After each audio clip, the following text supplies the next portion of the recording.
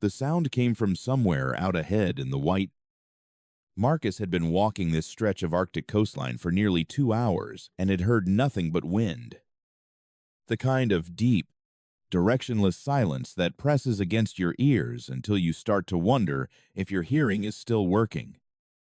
So when the sound came, thin and high and desperate, cutting through the cold air like something breaking, he stopped immediately. He stood still and listened. It came again. Not wind, not ice settling, something alive, and something that was not doing well. He moved toward it carefully, reading the snow the way anyone learns to after enough seasons in a place like this. You do not rush in the Arctic. Rushing is how you end up in situations you cannot get out of. But he moved as fast as caution would allow, because whatever was making that sound was running out of time. He found the cub first. A bear cub no more than a few months old, struggling in a shallow depression in the snow. His small legs kept sliding out from under him each time he tried to rise. His fur was matted and damp, and his movements had the slow, uncoordinated quality of an animal whose body temperature has dropped past the point where it can regulate itself. He was not going to last much longer. That much was already clear. Marcus crouched and looked at the cub and felt the first pull of dread. Then he looked up, 15 meters away, half hidden behind a shelf of upthrust ice. A full-grown female polar bear was fighting against a cable restraint staked into the surface. The metal loops had caught around her front leg, and the mechanism had drawn tighter with every pull she made against it. She had been struggling for a long time. The ice around the trap was gouged and torn where she had thrown her full weight against it again and again. She was exhausted and bleeding, and she was not going to break free on her own. And her cub was right here. And she could not reach him. 20 feet of open ice between them. 20 feet that might as well have been a wall. Marcus stood up slowly and looked at the trap and looked at the cub and looked at the bear and understood exactly what kind of situation he had just walked into. He was alone. The temperature was well below freezing. A distressed adult polar bear is among the most dangerous animals on Earth under normal circumstances, and there was nothing normal about these circumstances.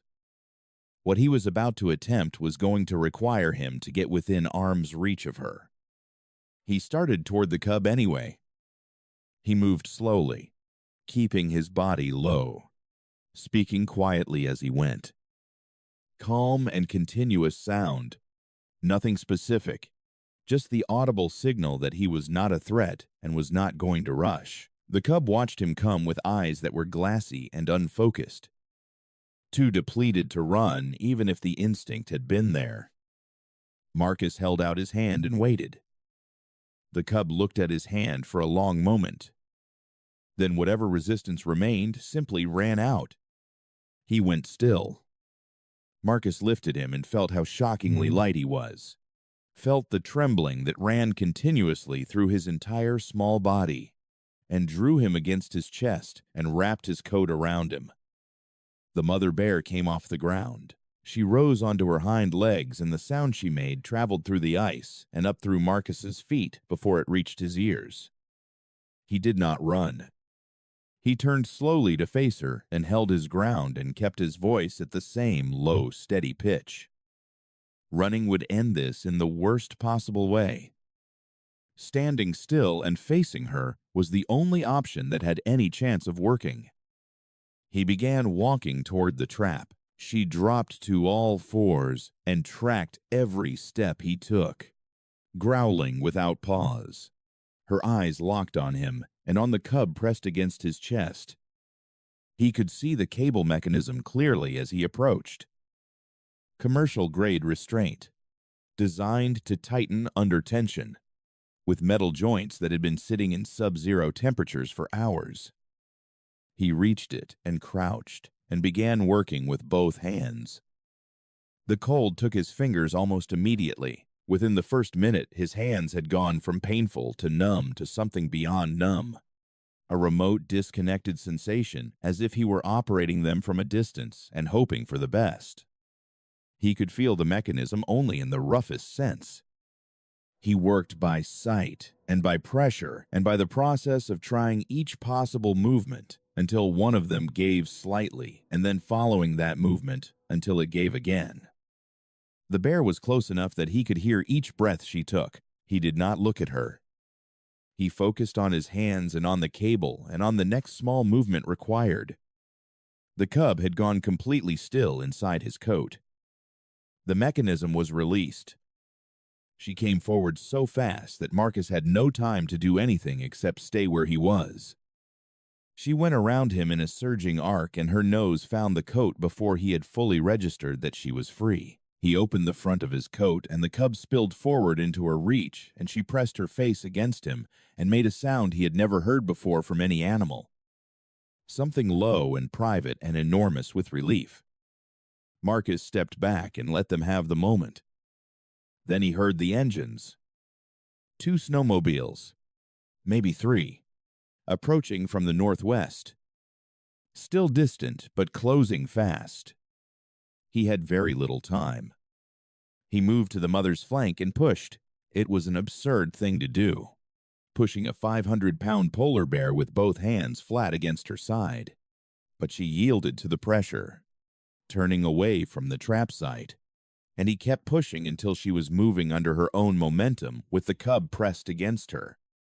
He guided them toward a deep section of broken ice to the east, a terrain that would conceal them and slow anyone following on foot. He watched them move into the white and kept watching until there was nothing left to see. Then he found cover behind a pressure ridge and went still. The snowmobiles came in fast and cut their engines at the trap site. 2 men, armed. They stood looking at the empty restraint and the torn-up ice around it and spoke to each other in voices too low for Marcus to make out the words. One of them began a slow scan of the surrounding terrain. Marcus stepped out from behind the ridge. He held their attention completely and spoke with a steadiness he did not entirely feel. He told them the site had been reported, told them that enforcement teams had coordinates for this location and were already in the area, told them that the situation they were currently standing in was considerably more serious than they understood. He said all of it without raising his voice and without looking away, and he delivered it as a simple fact rather than threat. Most of it was a performance, but the doubt it created in them was real. They did not know what he actually knew.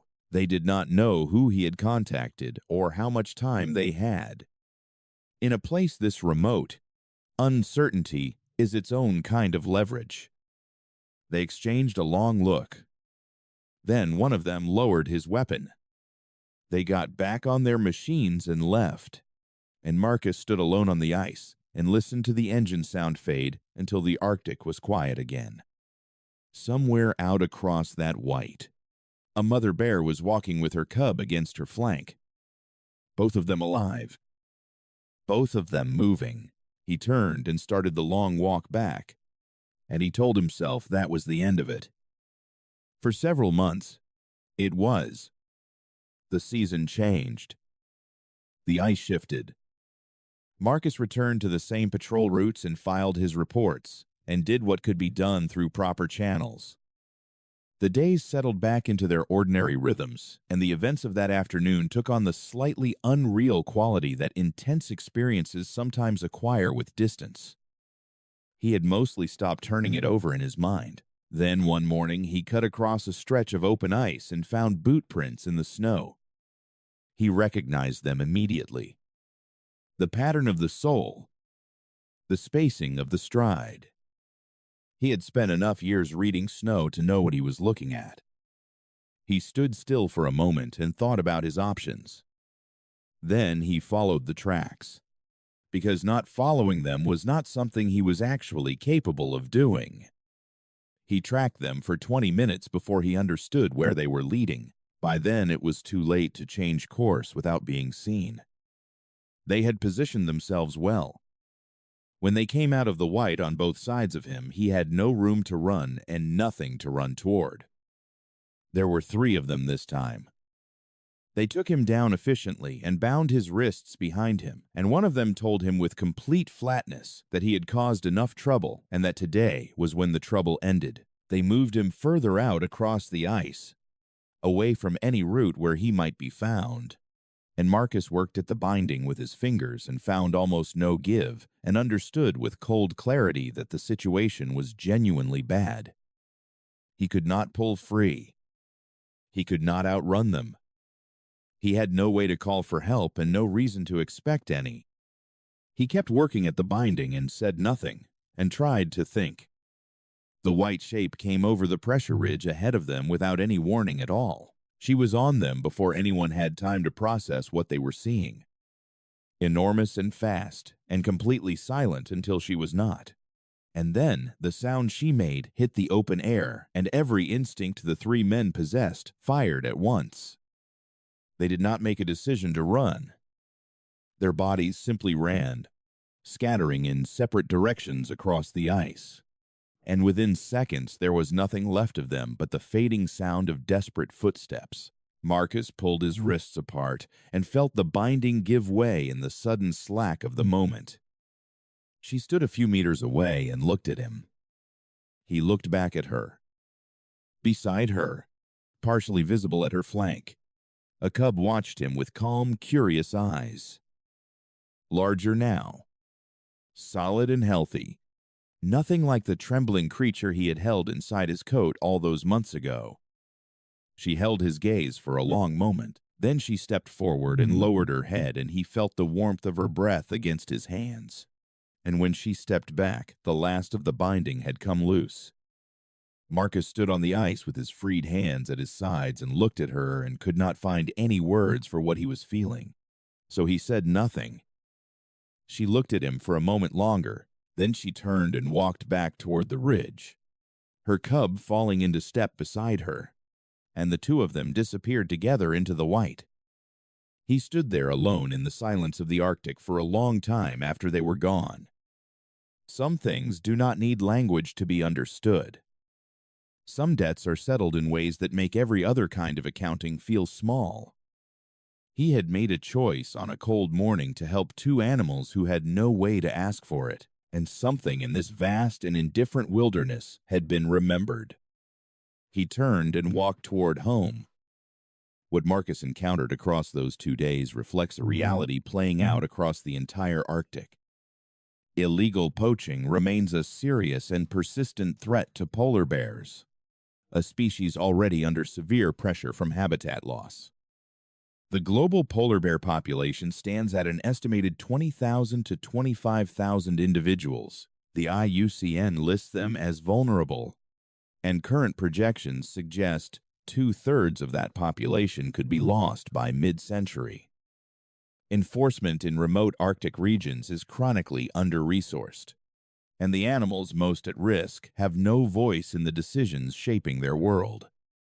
If this story stayed with you, please like and subscribe. New wildlife stories are released every week on this channel. Share this one with someone who needs to hear it.